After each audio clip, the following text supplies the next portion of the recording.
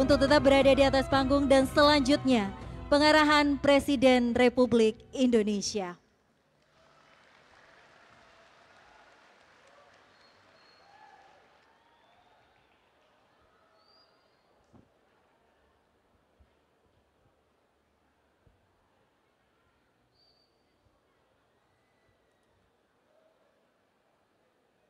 Assalamualaikum warahmatullahi wabarakatuh.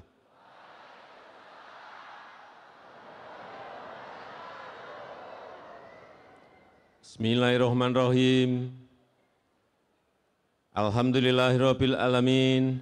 Wassalatu wassalamu ala asrofil anbiya'i wal mursalin. Sayyidina wa habibina wa syafi'ina wa maulana Muhammadin wa alihi washabi ajmain amma ba'du. Yang saya hormati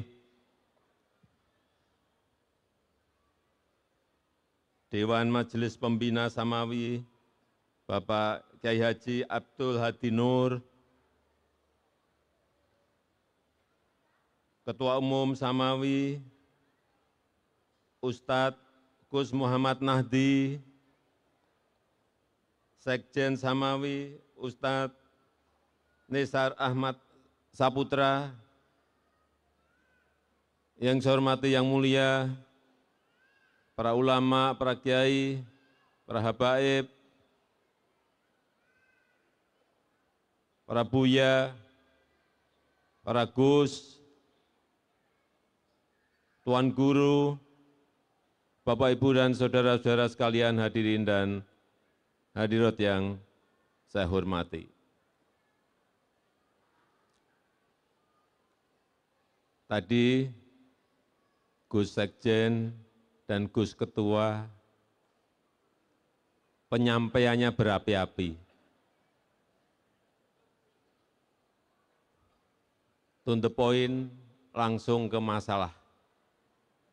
Ini yang saya senang dengan Samawi.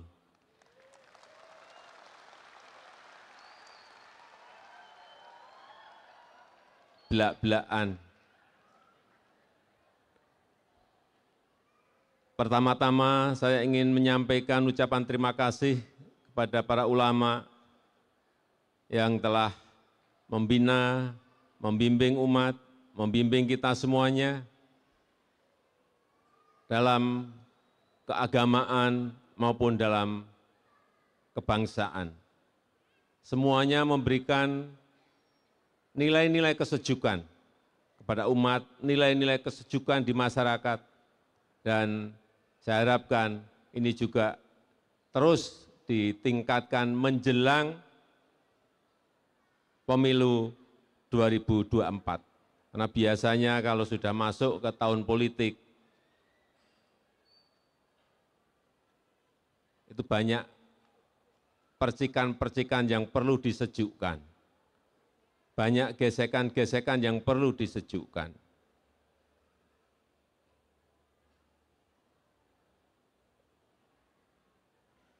Bapak Ibu sekalian, saudara-saudara sekalian, seluruh jajaran anggota Samawi yang saya hormati. Kita tahu bahwa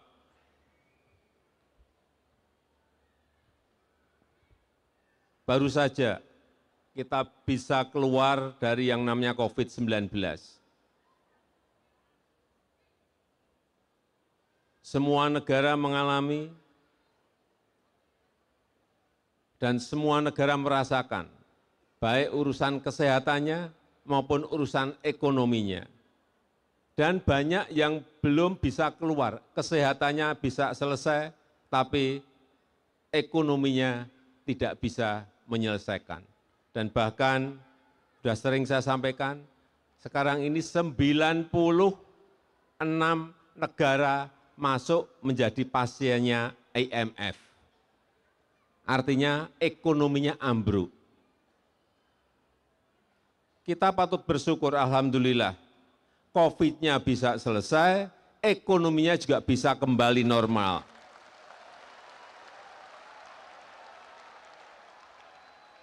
dan kita dinyatakan oleh lembaga-lembaga internasional masuk dalam 1 di antara 5 terbaik dalam penanganan COVID, kesehatan maupun ekonominya.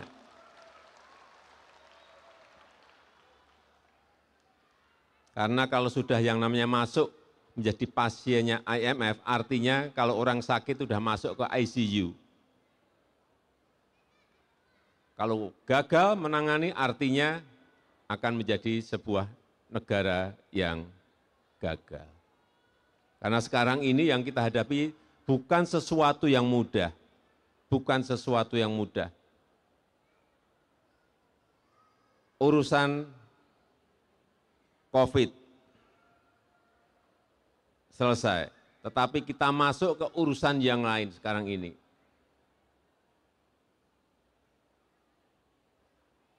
Ada perang, ada perubahan iklim, ada krisis pangan. Itu sesuatu yang semua negara merasakan semuanya. Perang, kelihatannya perangnya ada di Ukraina dengan Rusia. Sangat jauh sekali dengan kita. Tetapi hati-hati, perang di sana itu menyebabkan semua negara sekarang ini harga pangannya naik. Utamanya yang makan bahan bakunya gandum.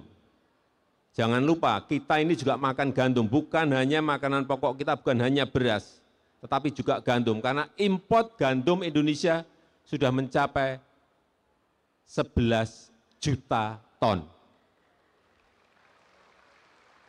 Jangan tepuk tangan. Import 11 juta ton kita itu. Karena kita makan mie, karena kita juga makan roti, dan bahan-bahan lainnya yang dibuat dari gandum. Gandumnya dari mana? 11 juta ton tadi.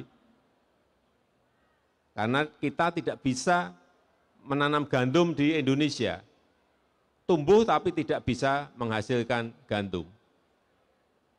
11 juta ton dari mana? 30% itu berasal dari Rusia dan berasal dari Ukraina.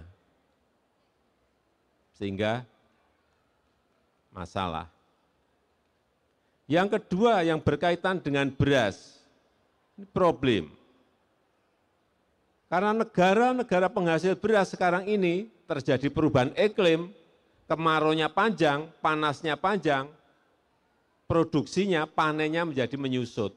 Termasuk di Indonesia juga sedikit menyusut. Akhirnya apa? Yang biasanya mengekspor beras, menghentikan ekspornya, tidak mengekspor beras, dipakai untuk rakyatnya sendiri. Baru saja India stop ekspor beras. Akhirnya apa? Harga beras di seluruh negara, seluruh dunia menjadi naik. Karena juga setelah India diiringi oleh negara-negara lain ikut-ikutan stop. Ini kita harus hati-hati. Hati-hati mengenai ini. Dan problem urusan pangan bukan hanya urusan produksi, tetapi juga urusan pupuk. Kita bisa memproduksi pupuk sendiri. BUMN punya pupuk, pabrik pupuk ada. Seingat saya ada 5-an, ada. Pabrik pupuknya ada, tetapi bahan baku pupuk itu juga berasal dari yang perang tadi. Sehingga tidak bisa terkirim ke Indonesia. Akhirnya apa?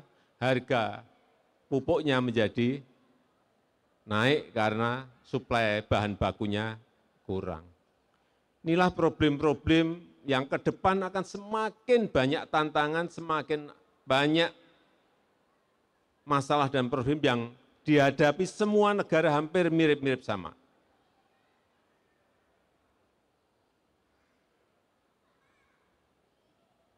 Tetapi saya meyakini dengan persatuan kita, dengan kerukunan yang kita miliki, saya yakin menyelesaikan masalah itu menjadi lebih mudah. Karena gotong royong, karena kerukunan kita, karena persatuan kita. Oleh sebab itu jangan sampai saya wanti-wanti pemilu 2024, baik itu pilpres, pilihan legislatif, dan berikutnya pilkada, gubernur, bupati, dan wali kota, itu kita menjadi terpecah gara-gara perbedaan pilihan. Jangan. Karena setiap tahun itu selalu ada. Kita itu setiap 5 tahun pasti ada pemilu. Jangan sampai karena beda pilihan menjadi tidak rukun. Jangan sampai karena beda pilihan kita tidak bersatu. Biasa beda pilihan itu. Kadang-kadang pemimpinnya sudah bareng-bareng makan siang bareng, makan malam bareng, ngopi-ngopi bareng, yang di bawah masih ribut. Ini yang harus kita hindari, karena sekali lagi pemilu itu setiap 5 tahun ada. Oleh sebab itu, mari kita jaga persaudaraan kita jaga kerukunan kita jaga ukhuwah Islamiyah kita jaga ukhuwah watoniyah kita jaga ukhuwah insaniyah kita jaga.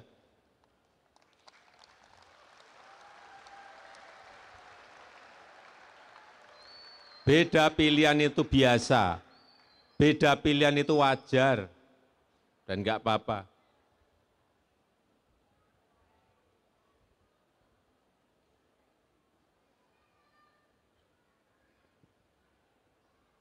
Saya ingin ada yang maju ke depan. Silahkan tunjuk jari. Sebentar, ini ada pertanyaan. Silahkan tunjuk jari kalau bisa menjawab.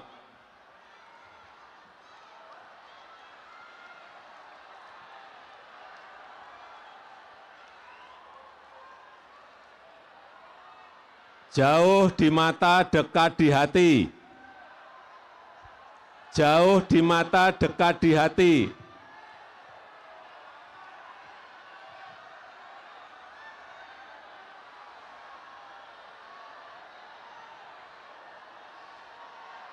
Ya, silahkan. Yang ibu-ibu, mbak-mbak. Jauh di mata, dekat di hati.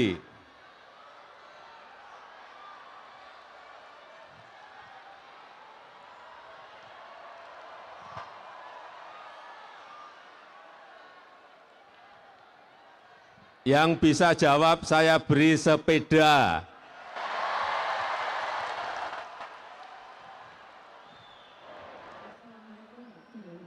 Salam. Silakan Bu, dikenalkan. Ngadep sana, dikenalkan. Agak sini Bu. Ya, dikenalkan nama. Nama saya Bu Henning Hastuti. Bu? Henning Hastuti. Bu Henning, Bu Henning. Dari tetangganya Pak Jokowi, Sragen. Sragen. Langsung jawab Bu Henning. J. Jauh di mata, dekat di hati. Jawabannya simpel, Pak Jokowi jawabannya. Matur suwun. Ya, menurut Ibu mungkin benar, tapi menurut saya salah. Silahkan kembali.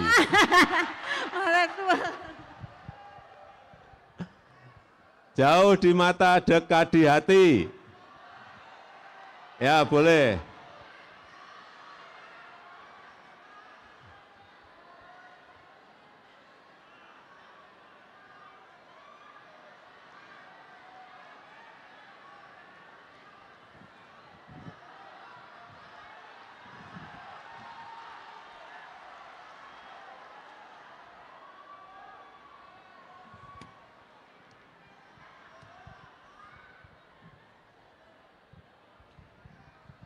Nama?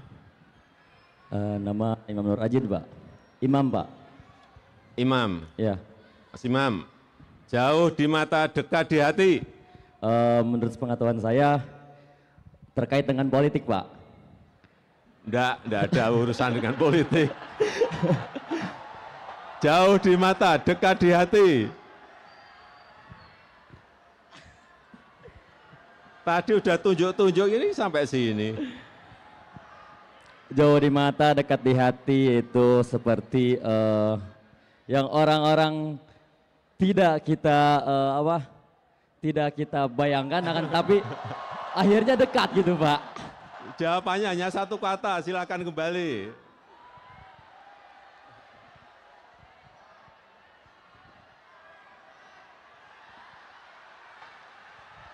Ya, boleh.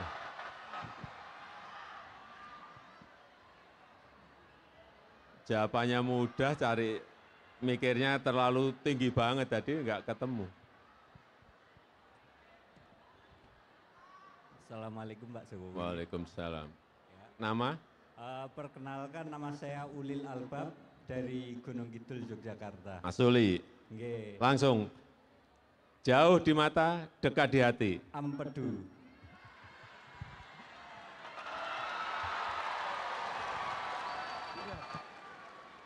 Sepeda Jauh Pak. dari mata, dekat di hati, paling dekat ya empedu bener.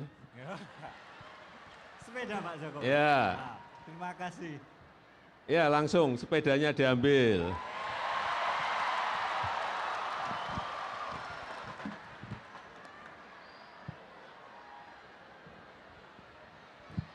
Yang kedua ini mestinya kalau para santri harusnya nggak keliru.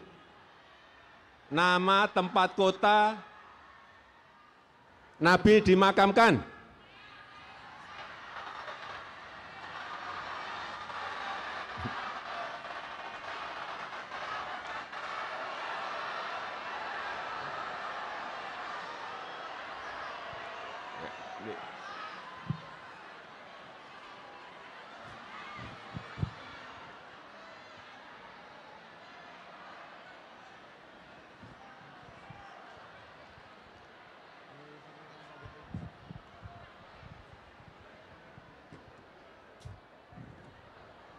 Nama Bu? Assalamualaikum warahmatullahi taala wabarakatuh. Waalaikumsalam. Nama saya Umum Yati dari Rangkas Bitung. Bu Umum Yati. Bu Iya. Bu Uum. Langsung dijawab pertanyaan saya tadi. Di Madinah. Dipendemna Nabi Muhammad di Madinah.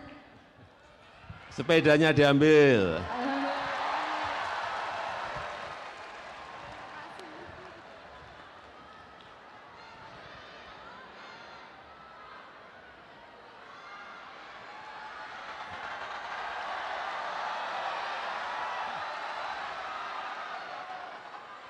Masih satu. Apa yang selalu bertambah tapi tidak pernah berkurang? Apa yang selalu bertambah tapi tidak pernah berkurang?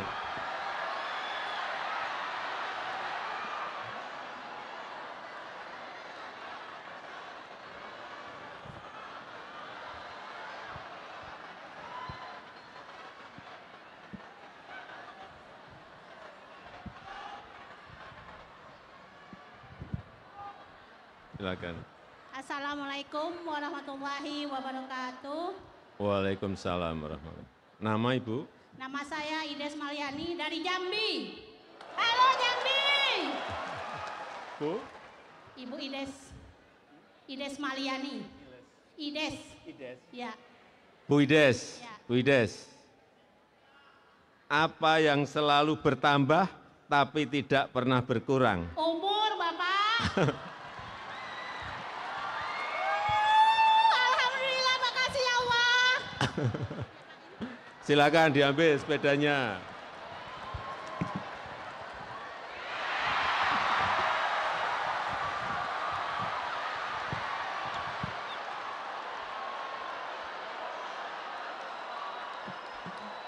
Enggak apa-apa, seneng kok.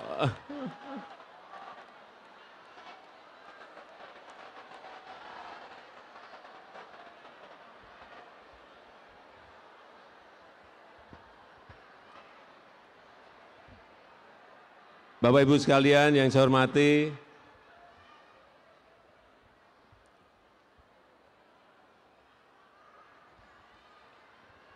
sekali lagi saya sangat senang berada di tengah Bapak Ibu sekalian, dan sekali lagi kita jaga bersama-sama pemilu tahun 2024 agar berjalan dengan baik, insyaallah berjalan dengan lancar, dan kita mendapatkan pemimpin rakyat yang sesuai dengan keinginan rakyat, karena memang sekali lagi ke depan dibutuhkan pemimpin yang memiliki keberanian.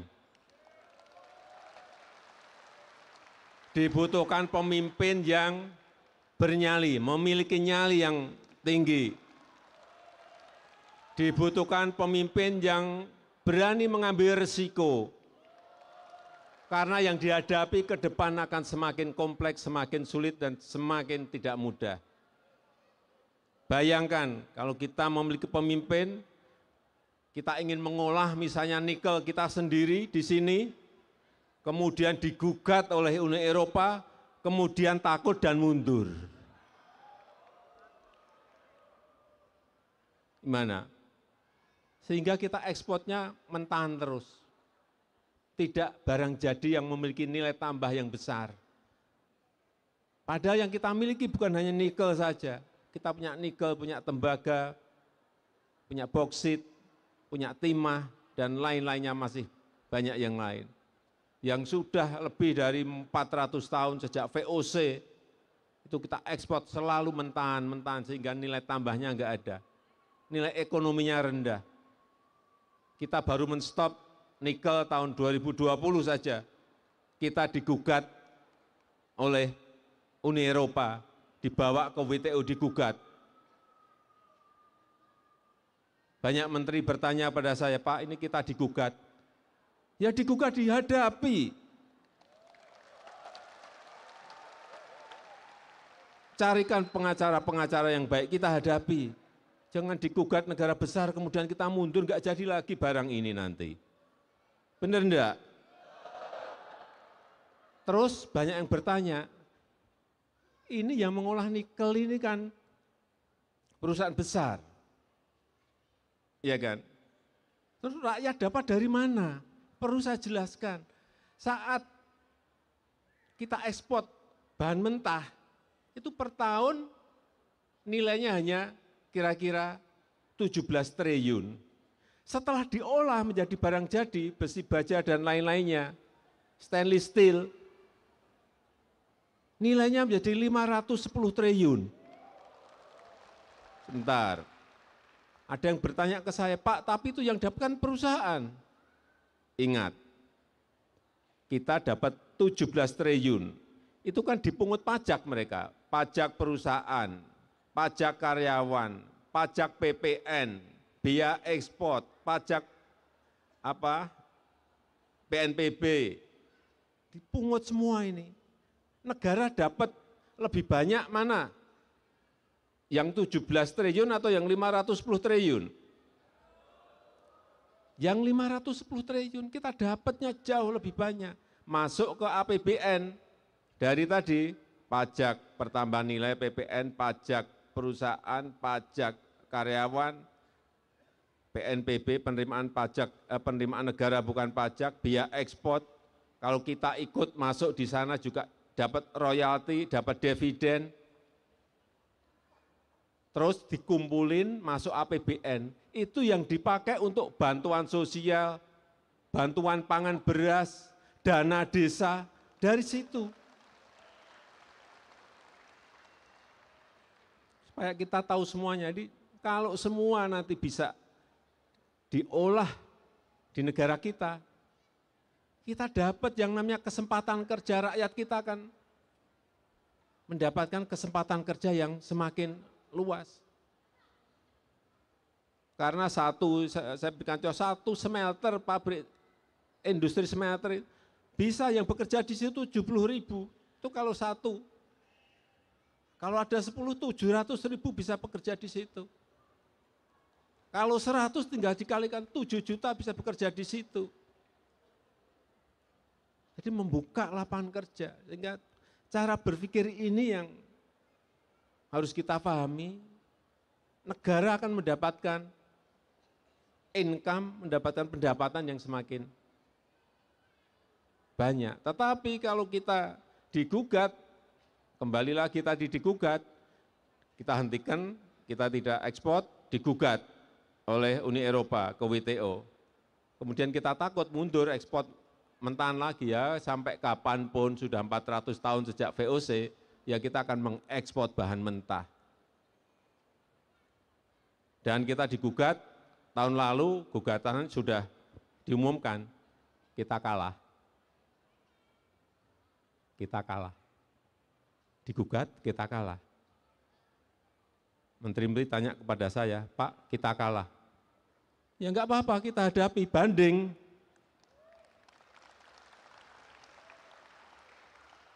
Nanti kalau kalah lagi, udah enggak ada upaya yang lebih tinggi lagi, enggak apa-apa, industrinya udah jadi.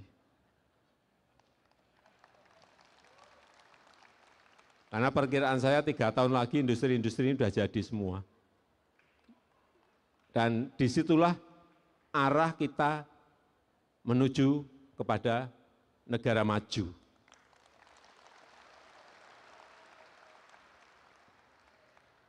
Tapi sekali lagi, dalam 3 kepemimpinan yang akan datang, 2024, 2029, 2034, itu sangat menentukan sekali negara kita ini bisa melompat menjadi negara maju atau negara tidak maju.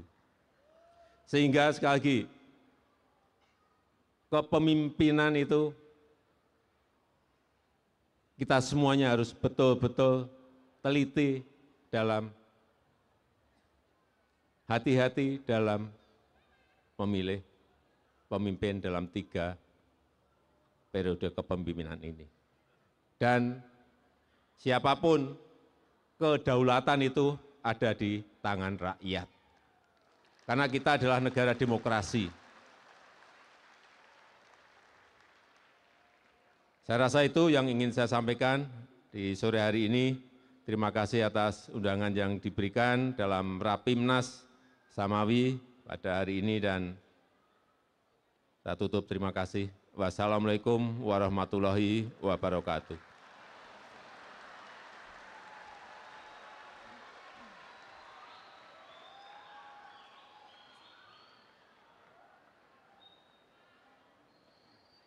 Samawi, Samawi. Sebagai ungkapan rasa syukur kita kepada Allah Subhanahu wa Ta'ala, marilah kita panjatkan doa yang akan dipimpin oleh Ketua Majelis Pimpinan Wilayah Samawi Jadetabek. Beliau merupakan putra Bertawi serta pengasuh Pondok Pesantren Miftahul Ulum Jakarta. Kepada Kiai Haji Ahmad Zarkashi Ishak, disilahkan.